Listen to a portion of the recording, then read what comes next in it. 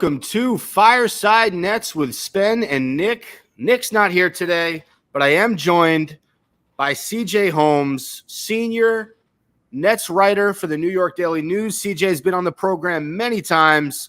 And CJ, you picked a pretty good episode to join because this is the 200th episode of Fireside Nets. Congratulations. Thank you. Quite the milestone, sir. Congratulations. I know. As always. It's a big deal. I mean, I hated telling people I've done 197, 198. No, we're at 200, the big 200. And we got a lot to talk about because, honestly, we haven't put out a Nets podcast in about a month. It's just been a dead period. Shout out to everybody who's been putting out, Nets podcasts left and right. I give you guys a lot of credit. I took a little summer vacation. I took a hiatus, but we're back. So my first question, CJ, we're in the middle, we're in the beginning of September. How was your summer? It was a little bit of a difficult summer. I wouldn't say it was terrible by any stretch. I got a lot of downtime, but the reason why I had so much downtime is I actually completely ruptured my Achilles playing basketball about 2 months ago at a court around the corner from where I live in Jersey City. So had surgery back in July, and it's just been recovering ever since. I actually got another doctor's appointment tomorrow. Hopefully I can transition away from using crutches and start, putting some pressure on the foot and the boot. But, hey, look, I'm one of the only people that got something in common with Aaron Rodgers right now. You know what I'm saying? So, look, A-Rod can make it back, so can I. So,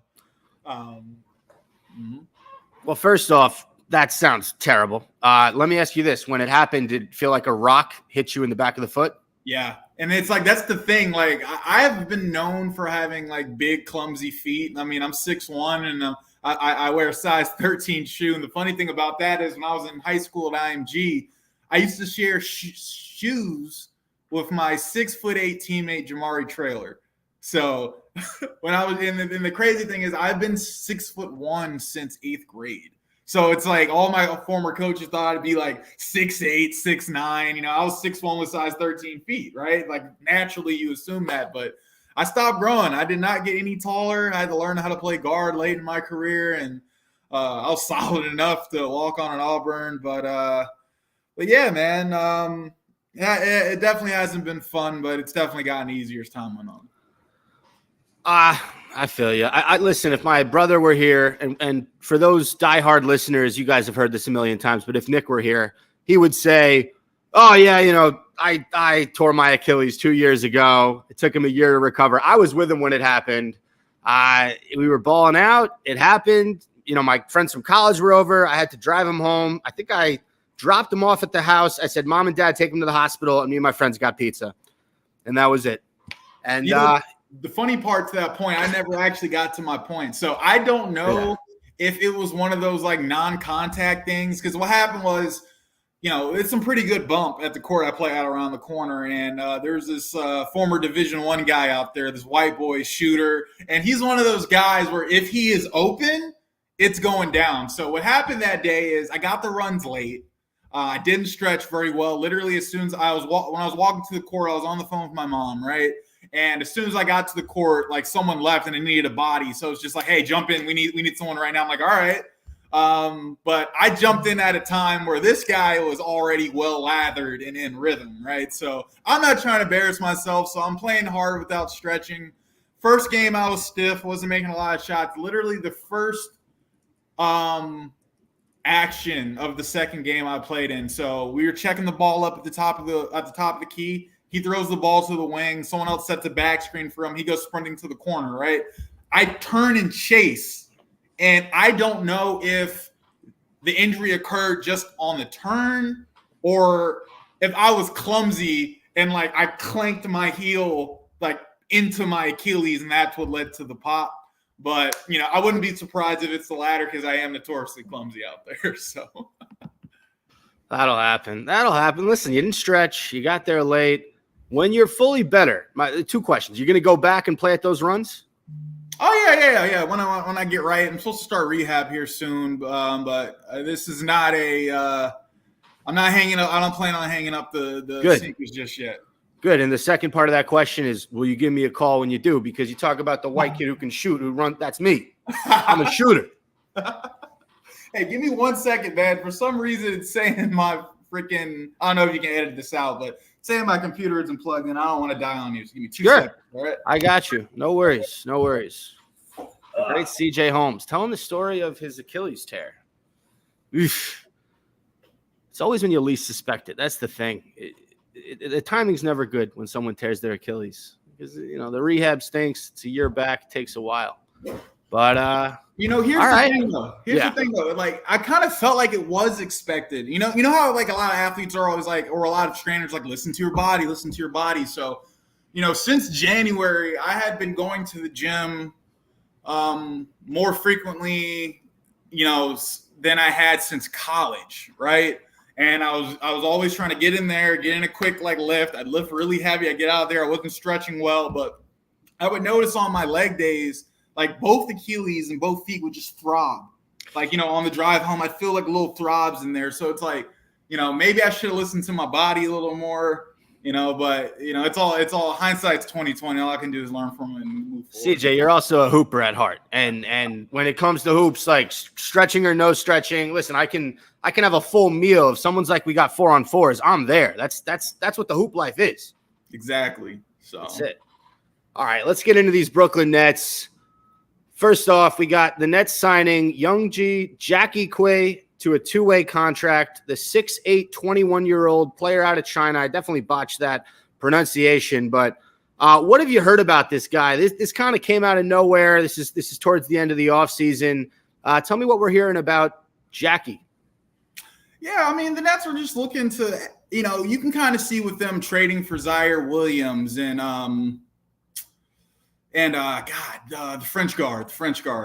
Killian Hayes. And then, them taking a flyer on Killian Hayes. The Nets are just looking to put together, the roster is pretty much set entering the regular season. But, this time of the year, you can say the same for a lot of NBA teams. But what the Nets are really looking to do is just get interesting guys, take flyers on interesting guys, whether it's, a guy who can use a chain as scenery or an intriguing prospect like the player mentioned. I don't want to try to butcher his name either until I can master it. But, he has decent size. He's like a 6'8" guard, can shoot the rock. Had some moments in summer league, although it's my understanding that he didn't play much. But, when he was on the court, he did have his moments. And, why wouldn't you want to, you have nothing to lose if you're this Nets organization right now, right? They're looking for guys intriguing pieces who can grow with first-year head coach Jordi Fernandez. Like I said, guys who were former lottery picks and could use a change of scenery, and just seeing, how they perform when thrown into a competitive environment like training camp is, right? So do I expect him to make the final roster? No, not really. But, maybe he's an option in Long Island. Maybe he's a guy you can keep an eye on. And, if he performs well enough in some of these preseason games and practices, right? Like I said, maybe you keep him around on Long Island or something like that. I don't see this guy making the the regular season roster, but he's an intriguing player with interesting tools, and you just want to kind of see how that develops and how you can bring him into your program and see what you can get out of him. Yeah, I mean, it would be nice if he ends up not making the roster. He's on the Long Island Nets. If the Nets, and everyone expects him to be pretty bad this year, maybe we see this guy in 5 to 8 games, right, for a few minutes. Maybe he shows flashes. The Nets have kind of, last season there were some instances where they took some guys out of the G League late in the year, and we got to see him. But I don't know. It's an interesting signing. It's a guy who's 6'8", he's 21 years old, and you don't know anything about him, so there's that mystery. He could be good, probably not, but all right, cool. Outside of that, I haven't seen anything else new with the Nets. Is there anything like specifically in the last 2 weeks that is newsworthy? Because I have a ton of stuff we can get to, but just specifically with the Brooklyn Nets. Yeah, nothing too crazy. I think the biggest news out of the last couple of weeks is yesterday's announcement that B.J. Johnson has been elevated into, assistant general manager, right, under Sean Marks.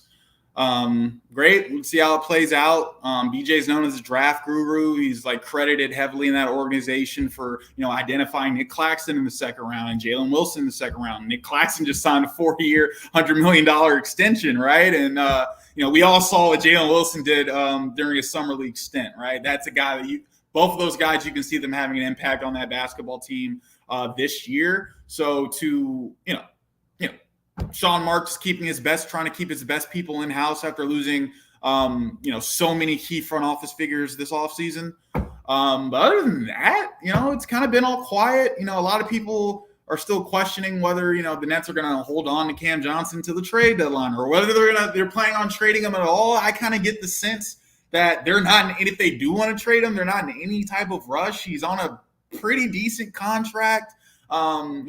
Outside shooting is still at a premium in this league. And, say what you want about Cam Johnson, but he is still one of the more intriguing, floor spacing four men in the entire NBA, right? Jordy Fernandez comes over from Sacramento. I can see a guy like Cam Johnson playing the kind of Kevin Huerter role for the Nets this year in that kind of way. But other than that, it's been quiet. We're going to learn a lot here soon, though. Media day is on the 30th. Camp will begin shortly after that, and we're going to get into this season. The Cam Johnson stuff is interesting. I kind of think of what Keegan Murray did in Sacramento. I can kind of see if Cam Johnson has a nice bounce back season, he can be as effective as a Keegan Murray type player. I have Cam Johnson in my starting lineup. I got Ben Simmons and Cam Thomas as the guards if Ben Simmons is healthy. And I know Schroeder is probably going to be it, but I hate the size of a Dennis Schroeder and Cam Thomas backcourt. So that's why personally I'd like to see Simmons in there. I got Cam Johnson at the 3. I got Dorian Finney-Smith at the 4 and Nick Claxton at the 5. Probably about right.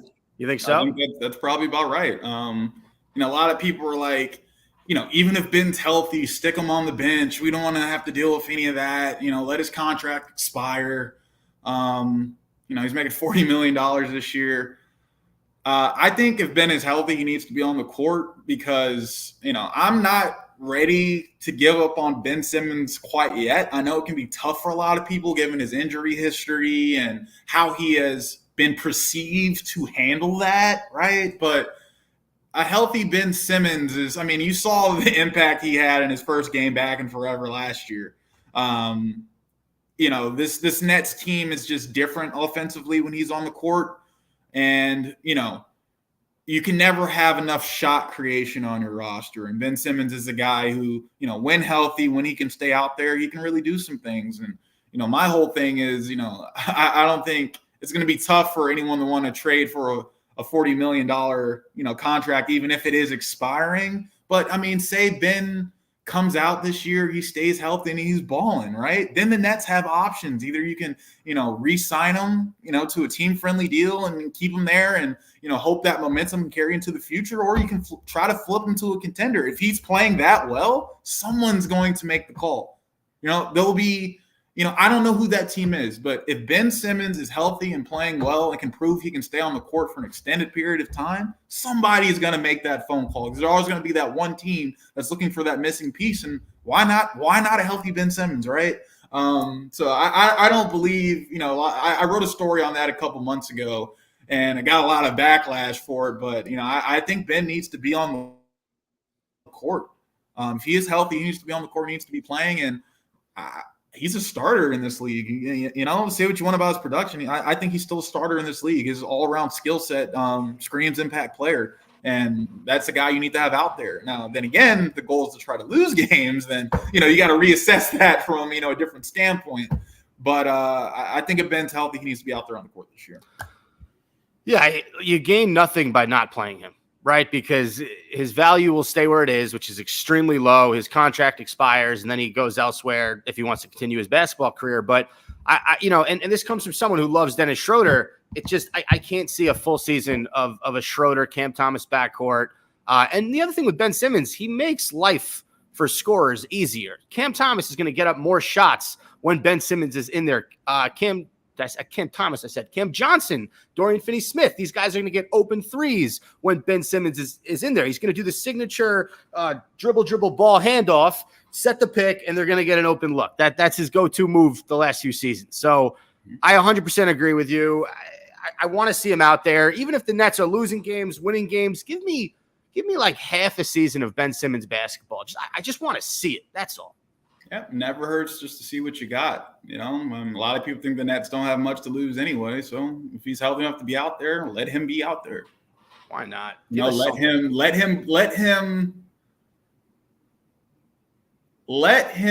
Is what's the phrase? Establish the narrative. Let him dictate what narrative needs to be established. Yeah, right? Let him write his own story. Mm-hmm. And, Schroeder will be fine coming off the bench. He'll still get minutes. It's not like we're going to play Simmons the majority of the game. He's still coming back from injury. So I think it's a win-win for the Nets if you start Ben and then you bring in Schroeder if necessary. Interestingly enough, I saw Bobby Marks, and someone posted a clip on Nets Twitter. Bobby Marks was quoted saying, next summer could be controlled by the Brooklyn Nets if they want to.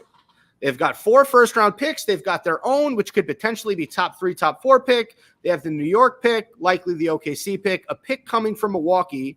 They're stacked as far as draft equity. They can have around $70 million in cap space, depending on what happens with Dorian Finney-Smith and Cam Johnson. Cam Thomas's rookie extension eligible.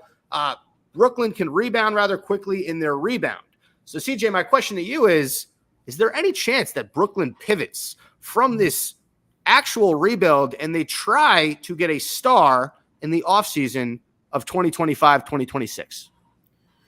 Quite possibly. I think a lot of that depends on you don't really know which star you want to plug in until you can see how the complementary pieces on the roster develop. And that's what the season's really going to be about for the Nets. Guys like Noah Clowney, Jalen Wilson, Dariq Whitehead, actually getting out there on the court and getting minutes and see what you have in them, because those guys can prove to be foundational building blocks for a rebuilding franchise, right? And, once you establish that, that's when you go star hunting, right? So I could definitely see it, right? They're going to have the cap space. They have the draft capital. Sean Marks made a decision to pivot towards a rebuild when he traded Mikal Bridges to the Knicks back in May. And, because of that, it's opened up a bunch of flexibility for this team. They have options, and that's a good place to be in as a rebuilding team, right? But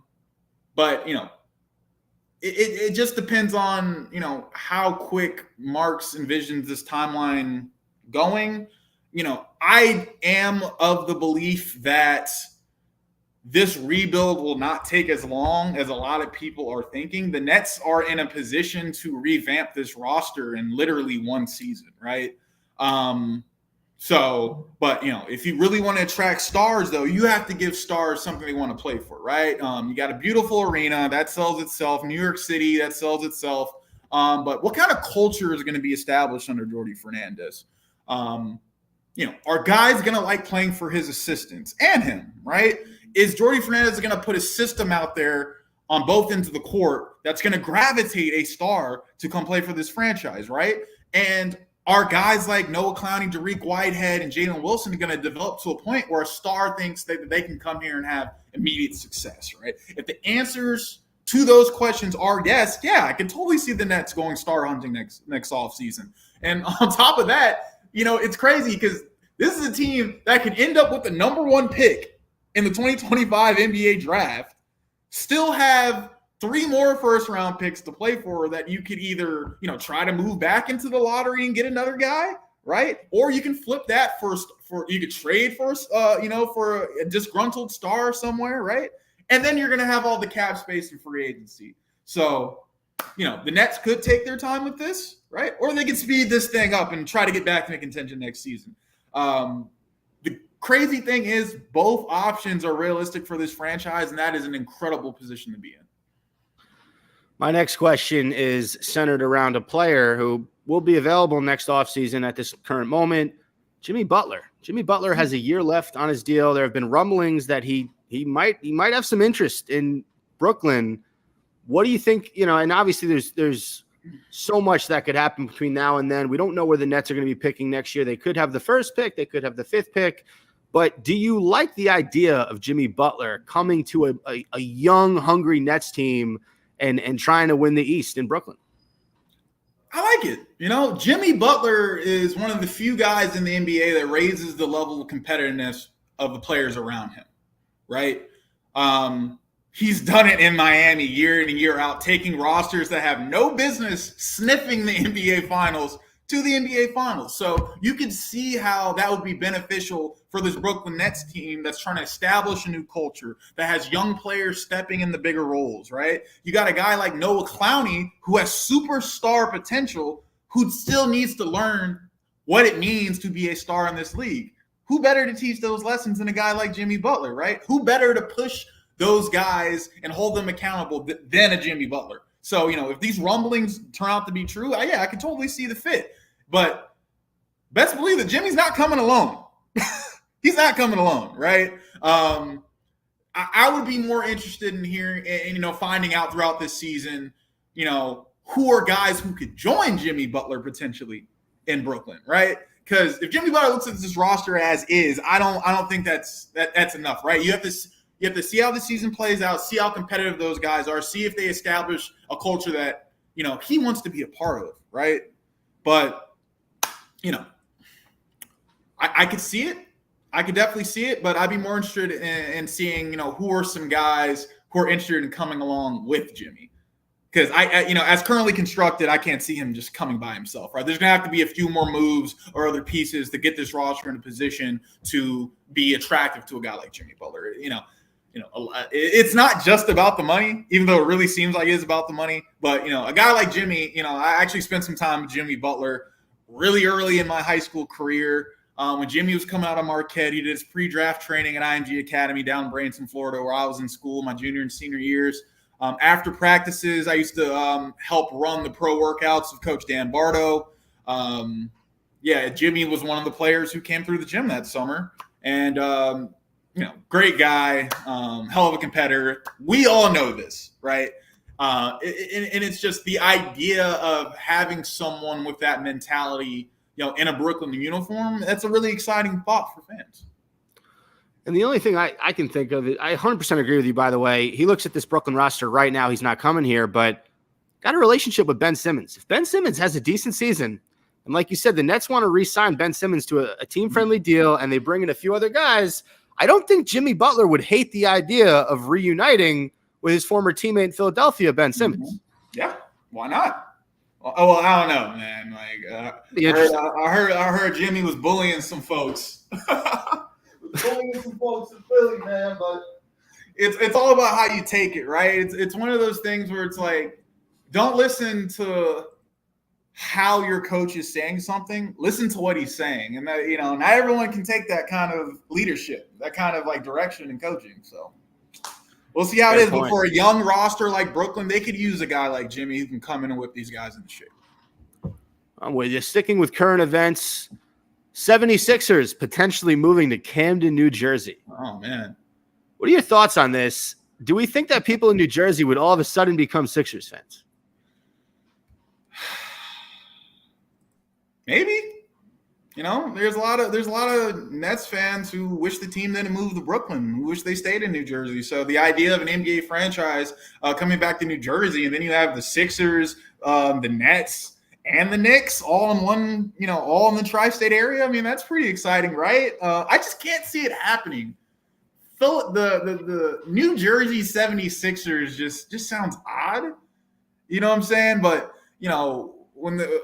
when the Grizzlies were in Canada, I bet when you first heard Memphis Grizzlies, that sounded, a little strange too, right? But, a lot of team spokesmen, they like to put these things out there to, kind of play hardball with whoever they're currently negotiating with, right? So I do see some gamesmanship and even uttering anything like this to the public, letting something like this get to the media. But, also kind of serves as kind of like a feeling out, right? Let's see what the fans think. Let's see if the fans like the idea. I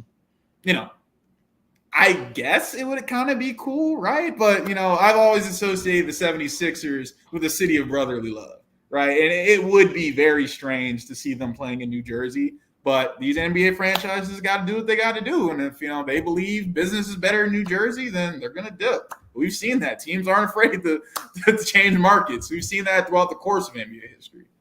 I'll tell you this. First of all, I think they would change the name. I think there's no way they'd keep the 76er name and logo. I think they'd become something completely different. If they decided to do that and they move the team to Camden, I think it's going to be an utter failure and disaster. And here's why. North Jersey, where you and I are, Jersey City, Hoboken, Englewood, Fort Lee, Paramus. I know some of I'm talking about Hudson County, Bergen County, Essex County. Everyone's a Knicks fan now or a Nets fan. I mean, the Nets fans are in the minority. I'm a Jersey guy who still roots for the Brooklyn Nets. But when the New Jersey Nets moved from North Jersey to Brooklyn, a lot of people started just rooting for the Knicks. Now, if the Sixers moved to Camden, Camden's 15 minutes from Philadelphia. Okay, Camden's closer to South Jersey than it is North Jersey. Everyone in South Jersey already roots for the Sixers. They're not rooting for the teams up north. So, yeah, they'll stay the same, but no one in North Jersey is going to drive to Camden for Nets games. People in Philadelphia are going to be fed up because they lost one of their favorite freaking – people love the Eagles, and they love the Sixers. Yes, they like the Phillies. Yes, they like the Flyers. But people, ever since, Dr. J, Allen Iverson, people are obsessed with the Sixers. So you think that they're going to start to root for the Camden River Dogs if they move to freaking Camden? Absolutely not. So for me, being a Jersey guy through and through, I get passionate about this kind of stuff. I think it would just be an utter disaster. Maybe they get a better deal in Camden. Maybe they see this sort of revenue model, but you need interest, you need fans, and I do not think that people would go to any sort of basketball games in Camden. My final thoughts. Well, here's the thing. You said Camden's only 15 minutes from Philadelphia, right? Very close, yeah. Now, look, the team already practices in New Jersey. They practiced across the bridge. I've been to the practice facility a couple times when I was living in Philly. But, so I'm a Commanders fan, right? Unfortunately, I'm a lifelong Commanders fan, right? And the Commanders, while they're in the process of trying to build a new stadium, right, they've always played in Landover, Maryland. But they're still the Washington Commanders. It's just a sense of, where they could get the best deal to build a stadium at. So if they move to Camden, while it's not in Philadelphia, it's still close enough. And the fan base, will still travel, right? Like you just said, these are diehard 76ers fans. If the team is in Camden, the fans are going to go to Camden. All right. So off that point, the Washington Commanders are if the Philadelphia whatever stay Philadelphia, but they play like the New York Football Giants play in New Jersey. Same with the Jets. Yeah. There's tons of examples of this across professional sports. So if they stay the Philadelphia 76ers, they just play in Camden, it'll work. I'm thinking of I'm with you on that. I'm with you on that. Yeah. I think if they were to change the name or all of a sudden become the Camden this or the New Jersey that, it's not going to work. That's what I'm saying. But I'm with you. Yeah. I mean, if they just move 15 minutes down the road, who cares what the border is? Mm-hmm. I'm with you. All right. That was a good way to close out the podcast. CJ Holmes, anything you wanted to plug before we end the show? Not really. I'm actually working on a project right now. I'm hoping I will drop maybe tomorrow or early next week. I've been watching a lot of film on, as the associate head coach for the Sacramento Kings last season, Jordi Fernandez had his fingerprints all over everything the team loved to do offensively. So I've been watching a lot of film of De'Aaron Fox and Kevin Huerter and all those cats out in Sacramento to get a better sense of what fans can expect from a Jordi Fernandez Nets offense. So keep an eye on that project. Should be dropping here soon. And also, man, the season's here. I mean, it's pretty much here, 3 weeks out. Just the content's going to start ramping up again. So just like last season, I'm going to do my best to bring Nets fans the best content, analysis, feature stories that I can. And please follow along. You can find me at Homescribe. I changed – my Twitter got hacked over the summer. So in that process of recovering it, I decided to change my Twitter handle so I can now be found at Homescribe and on Instagram at the usual CJ Holmes 22. All right, sounds good. And can we count on you for your monthly appearance to come back on Fireside Nets? Absolutely. Oh, you can bet. All right, CJ, thank you so much for joining, and we will talk soon. Talk soon. Thanks for having me. Bye, everybody.